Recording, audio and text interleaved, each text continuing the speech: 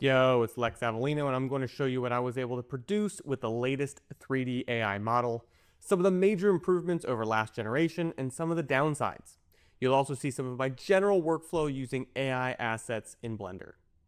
So, I started off with this character concept. I generated this with ChatGPT Image 2.0. It took a few iterations, but I got it into a decent pose for generating the 3D asset. She started off with a jacket, but I removed that, as I'd rather add that back in as a separate layer for more control. This is just a workflow test for a client project. Otherwise, I would probably have pushed the arms out further in the A pose to make it easier to rig. I brought the image concept into Tripo 3D. We've been using this a bunch lately in our client projects. We work heavily in the event space and timelines are ridiculous. So if we're trying to get some really custom looking assets into a scene in the fastest time possible, this comes in absolutely clutch. But how does it work with characters or hero assets? Not bad. This was the first pass in Tripo's P1 model, their original model. Once I bring it into Blender, I would tidy up some things. You can see if I add line art with a grease pencil collection modifier, it looks pretty crazy. That's because I need to come in and merge overlapping vertices. There's a lot of extra edges in here, but once I merge those, it looks a lot better. So this type of asset is really great for a base mesh.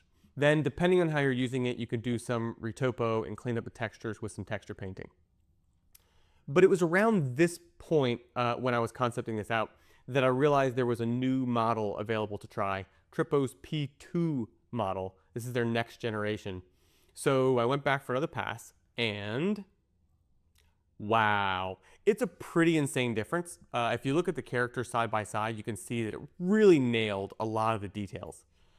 Even the constellations and the skin, the grease pencil line work in Blender looks way cleaner because of the cleaner edge flow. On areas like the boots, you can see it nailed some of that more detailed geometry really well. Some of the downsides.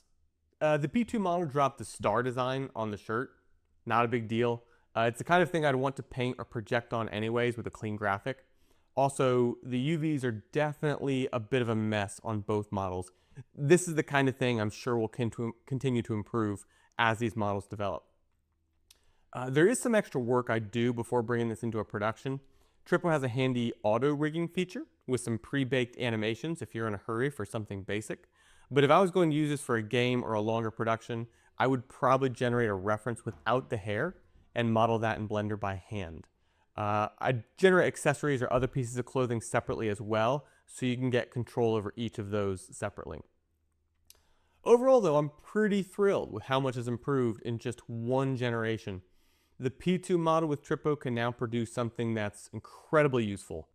For me, the AI workflow isn't about getting a perfect model. It's about making my small studio more competitive and moving ideas faster. We work on a lot of really fast-paced projects, and we are not a huge team.